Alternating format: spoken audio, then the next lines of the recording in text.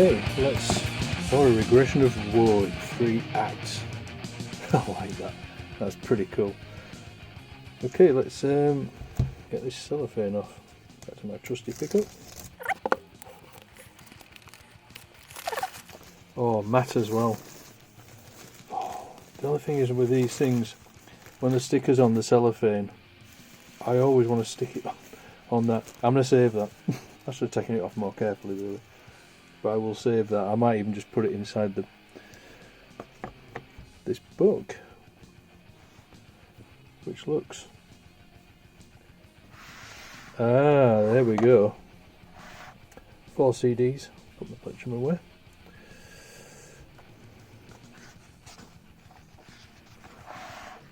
Okay, get it in the middle. You see better. So that's Frozen Illusion and Paradise Lost, the demo, first album, second album, the Gothic EP.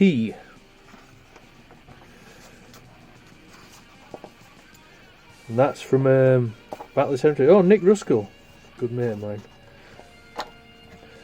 Oh, Battle Cemetery. When I did the photos for the first album, it's such a bad hangover. I think I'd only had about an hour and a half sleep. Been out the Frog and Toad the night before. Oh, that's nice. Oh, Danny Filth. Another bloke I haven't bumped into for a little bit, but another good mate. It's always good fun. Had a few good nights in the pub with him when we were up at the chapel over the years. Drinking Guinness, putting the world to rights, as you do. I will check that out shortly. Thank you, Danny, for doing that.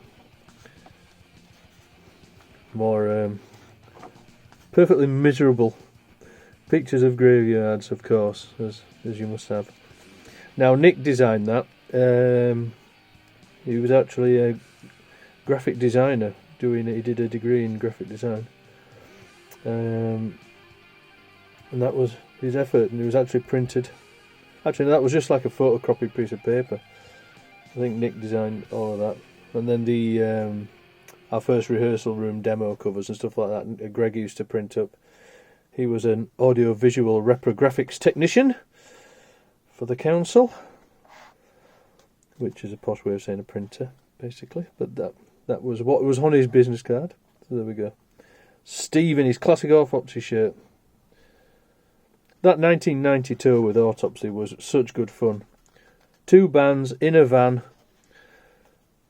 literally sitting on the gear for 3 weeks.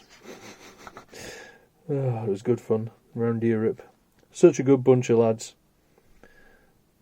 Some of these live shots are pretty cool, actually. I don't know why they dug some of these up. And of course there they've got the Frozen Illusion demo, which sounded incredible. I mean, we always mention it in interviews and things, but it's what we hoped the first album would sound like. And I wonder if it had been taken differently if it had sounded like that, because it ended up having a very unique sound, thanks to executive producer, I mean he paid for it, Hammy, who was reading a book on how to be a producer at the time, saying, we'll put the distortion on in the mix, record the guitars clean. So that's what happens when you do that, kids. But the Frozen Illusion demo sounded great, recorded in Leeds, the studio near the train station. Absolutely brilliant. And that first ever proper band photo. I've still got a bit of a perm in that one. These photos are great. This is so well presented.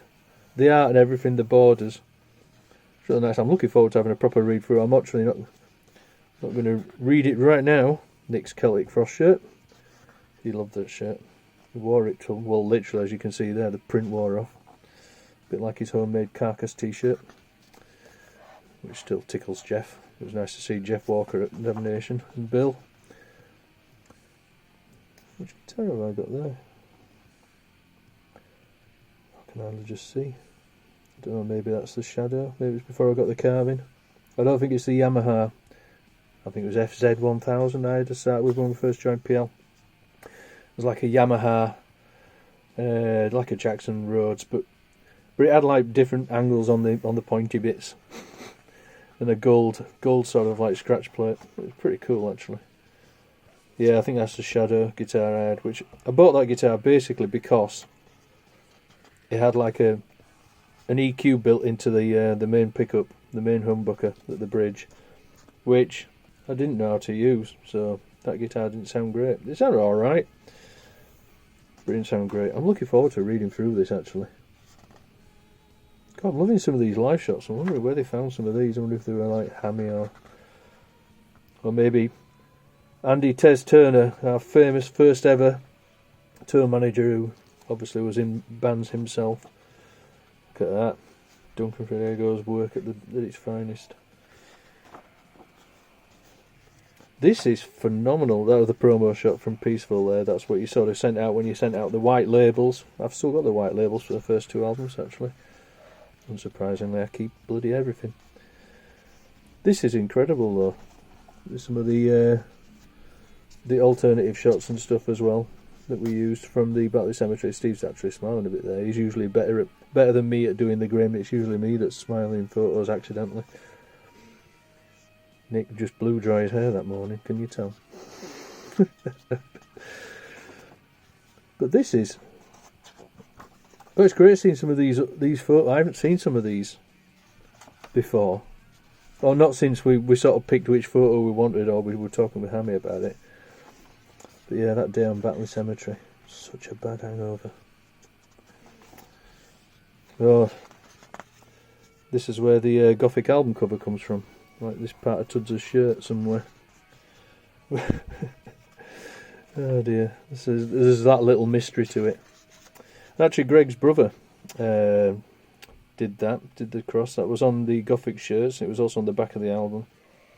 The Gothic long sleeves from that March of the Cross tour, we had like Gothic in gold down the sleeves and then that on the front. That was such a good shirt. Such a really cool shirt. But wow, God, these promo shirts. Promo shots, I remember that. For the Gothic album. On a windy hill in, I think we're in Huddersfield. So it's really, really, really difficult to shot because when you've got 5 guys with long hair and we're up on the moors and it's super windy, obviously there's only so many ways you can actually look without it just having like that one there. It's a classic like your hair's just all over your face, which some might say was better. But these are great. Oh, Lee Morris though. Oh, that was in God, that was in Trier, in Germany. I've actually still got some photos from that.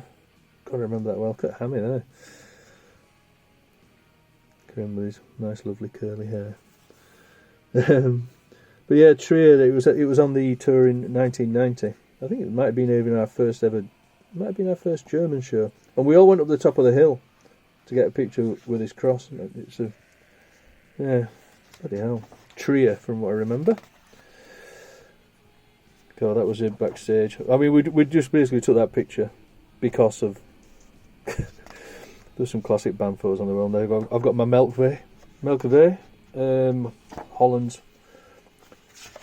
premier venue for us in the early days. We used to play there all the time in Amsterdam. Still going, from what I believe, or it was at least a few years ago. What past it, but God, can't wait to read all this. This is incredible.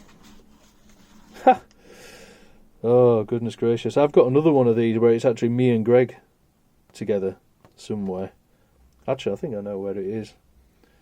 But yeah, that's a nice face, mate. Tuds. Oh wow! March of the Cross, Dead Emotion Gothic. Well, limited material at that point. That looks like it's handwritten by Nick. That looks like Nick's handwriting, to be honest. Good night. Anyway, Rapture. That's so good that I enjoyed playing that. Damnation. And also when we did it at Roadburn. The first time we'd ever done the Gothic album in Ontario was for Roadburn, about 5 years ago. And then we did it for the Decibel guys as well in the States. Shortly after the Roadburn thing, about a year after.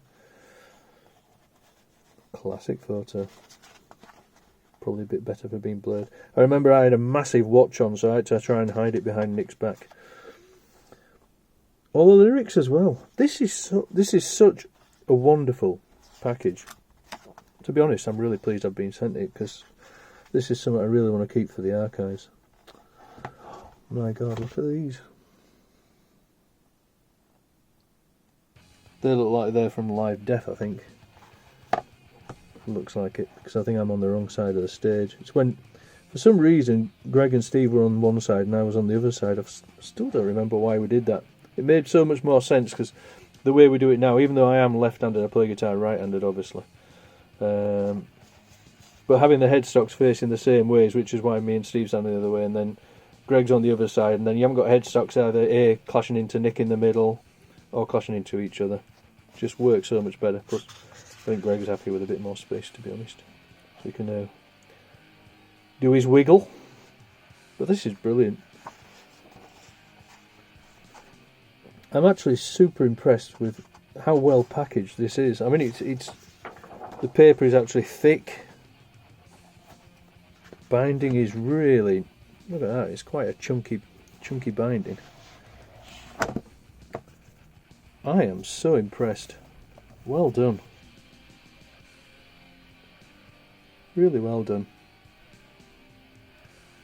Also warrants again why we signed with Peaceville in the first place. It was a good label with good ethics and a good bloke running it. And the good thing with Hammy was, in a time when a lot of bands were getting signed up for loads of albums, getting ripped off, Hammy was a bit more cool about it than that, and we were quite lucky in that regard. So that's amazing. I might do a so thank you very much. Hope you all enjoy this. I mean, for me, this is incredible. Well done, and thank you, and enjoy.